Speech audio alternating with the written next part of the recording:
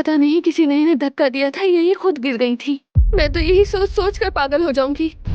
माफ करना एलिफ, ये वीडियो आखिर मेरी इंश्योरेंस है। अब मैं इन सारे इल्जाम से अपनी जान छुड़ा सकता हूँ। कोई गुलशन आंटी को मारने की कोशिश आखिर क्यों करेगा?